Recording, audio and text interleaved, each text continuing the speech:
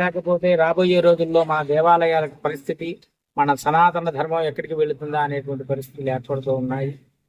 కాబట్టి అందరూ కూడా జాగృతం కావాలని తెలియజేస్తూ, అలాగే ప్రభుత్వాలు కూడా ఈ దేవాలయాల యొక్క వ్యవస్థలో ధార్మికమైనటువంటి ఆలోచన కలిగినటువంటి అలాంటి వ్యక్తులను మాత్రమే అందులో నియమించినట్లయితే అధికారులు కావచ్చు, పరిపాలకులు కావచ్చు, వాళ్ళు ధార్మికమైనటువంటి ఆలోచన కలిగినటువంటి వాళ్ళు, సనాతన ధర్మం గురించి బాగా తెలిసినటువంటి వ్యక్తుల్ని మాత్రమే అక్కడ నియమించినట్లయితే ఇలాంటి పొరపాట్లు మరొక్క మారు జరగవని తెలియజేస్తున్నాం సమాజానికి.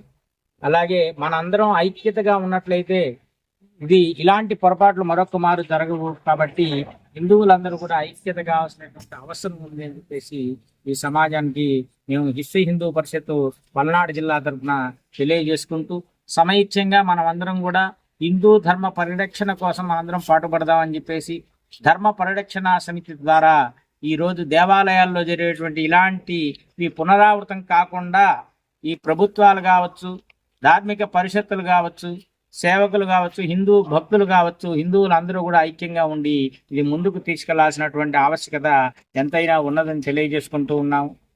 ఈరోజు ఈ యొక్క జరిగినటువంటి పాప పరిహారం కోసం లోకమంతా కూడా సుభిక్షంగా ఉండాలి అని కోరుకుంటూ ఈ యొక్క దేవాలయం కొత్తపేట రామాలయం ప్రాంగణంలో భక్త మహిళా మండలిచే, విశ్వ హిందూ పరిషత్ సభ్యులచే కూడా విష్ణు సహస్రనామ పారాయణము, అపరాధ క్షమాపణ స్తోత్రము పారాయణము, శ్రీరామనామ స్తోత్ర పారాయణం కూడా చేసి స్వామివారికి పవళింపు సేవ కార్యక్రమాన్ని కూడా భక్తులందరూ కూడా నిర్వహిస్తూ ఉన్నారు. ఇదంతా కూడా ఆ స్వామి గమనిస్తూనే ఉంటాడు. అంటే ఏది జరుగుతుంది, ఎలా జరుగుతుంది అనేది అంతా గమనిస్తూనే ఉంటాడు. తప్పు చేసిన వాళ్ళకి శిక్ష ఖచ్చితంగా ఉంటుంది అనేది అందరూ తెలుసుకోవాలి. అంటే అది విగ్రహం కదా, అది చూడదు అనుకోవచ్చు, కానీ స్వామి సన్నిధిలో జరిగినటువంటి పొరపాటుని స్వామి సరిదిద్దుతాడు. స్వామి ఒక్కసారి కళ్ళు తెరిచి చూస్తే సమాజంలో ఎలాంటి తప్పులు చేసిన వాళ్ళైనా కూడా శిక్షింపబడతారనేది అందరూ తెలుసుకోవాల్సిన అవసరం ఉంది. జై శ్రీరామ్.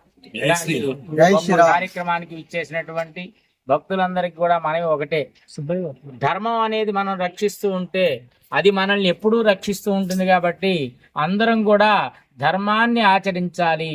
అందరూ కూడా ధర్మాన్ని ఆచరించినట్లయితే ఎప్పుడు కూడా ఆ ధర్మం మనల్ని రక్షిస్తుంది అని చెప్పేసి మన పెద్దలు పూర్వీకులు ఎప్పుడో చెప్పారు. కాబట్టి సనాతన హైందవ సాంప్రదాయాన్ని మనం అందరం కూడా ఆచరిద్దాం, ధర్మాన్ని రక్షిద్దాం, మనం అందరం కూడా ధర్మం చేత రక్షింపబడదాం. ఓం నమో వెంకటేశాయ. ధర్మో రక్షతి రక్షితః, ధర్మో రక్షతి రక్షితః, ధర్మో రక్షతి రక్షితః. అపరాధ సహస్రాణి నియంతే అహర్నిశం మయ సోయం ఇతి మాం క్షమస్వ పరమేశ్వర. అందరూ కూడా చెంపదెబ్బలు. హిందూ ధర్మం వర్ధిల్లాలి.